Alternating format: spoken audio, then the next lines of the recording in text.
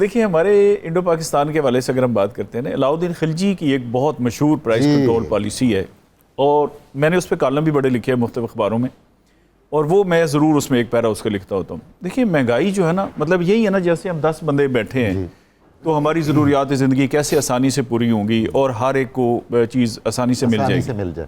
اس میں دیکھیے ایک آپ کی سپلائی سائیڈ ہے۔ اچھا، سپلائی سائیڈ کو کون ڈٹرمن کرتا ہے؟ سپلائی سائیڈ کا تو یہ پھر ملک ہی ڈٹرمن کر سکتا ہے نا، نیشنل لیول پہ کتنی گندم آپ کو چاہیے، کتنے لوگ ہیں۔ اچھا پہلے ہم گندم باہر بھیج دیتے ہیں، پھر مہینے بعد پتہ لگتا ہے گندم شارٹ ہو گئی ہے، پتہ نہیں وہی واپس آتی ہے یا کوئی نئی لے کے آتے ہیں۔ اچھا وہ دیکھیں نا، پلاننگ میں ہماری بہت زیادہ پرابلم ہے، اور پلاننگ میں پرابلم اس لیے ہے کہ یہ جو ایک حدیث کا حصہ ہمیں یاد ہے نا سب کو، انما الاعمال بالنیات، یہ قبلہ ڈاکٹر صاحب تشریف رکھتے ہیں اور آپ کو ہی پتہ ہے یہ بخاری شریف کی پہلی حدیث ہے اور یہ بنیاد ہے، یہ دھرا ہے جس کے اوپر پورا دین کھڑا ہے۔ سبحان اللہ، ٹھیک ہے نا جی۔ دیکھیں نا، پہلے 3 لوگ جو دوزخ میں پھینکے جائیں گے، ایک شہید ہوگا، ایک بہت بڑا عالم ہوگا، ایک بہت بڑا سخی ہوگا، اور اس لیے پھینکے جائیں گے کہ ان کی نیت ذرا واہ واہ کی تھی، بلے بلے کی۔ دیکھیے جب اللہ اور اللہ کے رسول کی بات آ جائے گی نا، ڈاکٹر صاحب نے کہا نا کہ یہ مذہبی بھی بات کرنی پڑے گی اور معاشی بھی، ایڈمنسٹریٹو، یہ ایک ہی بات کرنی پڑے گی۔ یہ دین کا سب حصے ہیں، یہ کوئی الگ نہیں ہے۔ دین یہی تو ہے نا کہ یہ کمپلیٹ کوڈ آف لائف ہے۔ ہمارے ہاں تو دین کا اور دنیا کے الگ ہونے کا تصور ہی نہیں ہے۔ یہ مطلب یہ تو ہماری یہی ہے بھی ہم تو سارا صبح سے لے کر ہمارا سونا جاگنا بیٹھنا۔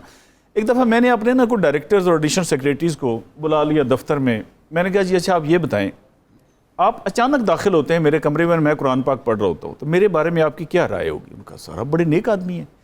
میں نے کہا اچھا آپ اچانک داخل ہوتے ہیں اور میں ایک سرکاری فائل پڑھ رہا ہوتا ہوں۔ ان کا سر یہ روٹین ہے۔ میں نے کہا یہ الٹ ہے، یہ الٹ ہے، یہاں پر فائل پڑھنا افضل ہے قرآن پڑھنے سے، اور یہ گھر میں پڑھنا ہے۔ سبحان اللہ۔ اچھا ہمارا سر یہ جو بیڑا غرق ہوا ہے نا، دیکھیں نا اب یہ ہمارے جو جید علماء کرام ہیں یہ ساری باتیں بتاتے ہیں بھئی یہ کرو گے تو یہ ہوگا اور نہیں کرو گے تو یہ ہوگا۔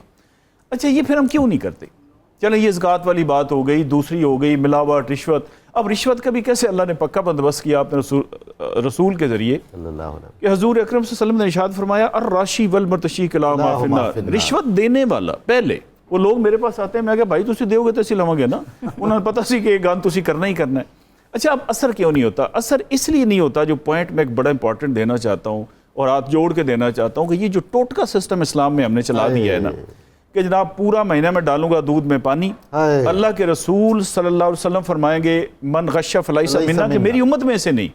ہمارا ایک بندہ اٹھے گا کہ یار فلاں جگہ آپ ایک دن جا کے خالص دے آئیں، مسئلہ ہی کوئی نہیں، آپ بالکل آپ کے بیڑے پار ہو گئے۔ کوئی اسلام میں ایسے بیڑے پار نہیں ہے۔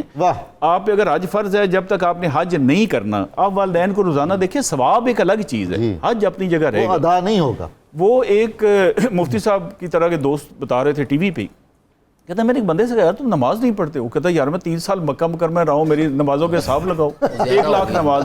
یہ جو ٹوٹکے ہیں نا بھائی جان کے 80 سال کے گناہ معاف، آپ اچھا یہ تو سارے بدری صحابہ بنے ہوئے ہیں کہ جی پچھلے ہی معاف ہو گئے، اگلے ہی معاف ہو گئے ایڈوانس۔ جب مجھے پتا ہے کہ میں جنت میں گیا ہوں، جنت کے ایسے ٹکٹ بک رہے ہیں 500 میں، 700 میں، 15,000 میں۔ اچھا وہ ایک ہمارے مولانا صاحب ہیں، وہ فرماتے ہیں بھائیو ایک دفعہ کہہ دو توبہ۔ میں نے اپنی اس کتاب میں جو میں نے آپ کو پیش کیا سیرت النبی والی، میں نے اس پہ ایک پورا چیپٹر لکھا ہے توبہ کا۔ یہ کوئی مذاق ہے؟ اچھا یہ کتنی آسان توبہ ہے کہ میں 1 ارب روپے کھا جاؤں سرکاری، مطلب یہ میں چھوٹا فکر توبہ کر لوں، اس کے بعد میں کہوں یا اللہ میری توبہ۔ اس میں یہ لکھا گیا کہ بھائی آپ کو یہ واپس کرنے پڑیں گے، آپ کو یہ تلافی کرنی پڑے گی۔ اللہ اکبر۔ یہ ٹوٹکے جو ہے نا جی، اس سے میری گزارش ہوگی کہ جید علماء کرام کے ساتھ رابطہ رکھیں، ان سے ملیں، پورا دین سیکھیں۔ اچھا یہ بھی دیکھیں ہم نے دین کے ساتھ کیا تماشا کیا، ہم نے سیکھا ہی نہیں ہے۔ آپ مجھے دنیا کا کوئی کام بتا دیں، ڈاکٹر صاحب بہتر بتا سکتے ہیں، چائے کا کپ ہی بغیر سیکھے آپ بنا سکتے ہیں؟ ہم کہتے ہیں نہیں یہ چائے اچھی بناتا ہے، وہی پتی ہے، وہی چینی ہے۔ اچھا یہ افطاری کے وقت پتہ نہیں ایسی باتیں کرنی بھی چاہیے کہ نہیں، مثال قدرتی میرے ذہن میں۔ اچھا دین کو سر آپ کو سیکھنا پڑے گا، جب آپ سیکھیں گے تو آپ کی 14 طبق روشن ہو جائیں گے، اور یہ دینی ہمارا مسلمان معاشرہ ہے نا، اسلامک معاشرہ تو ہم کریٹ ہی نہیں کر سکے۔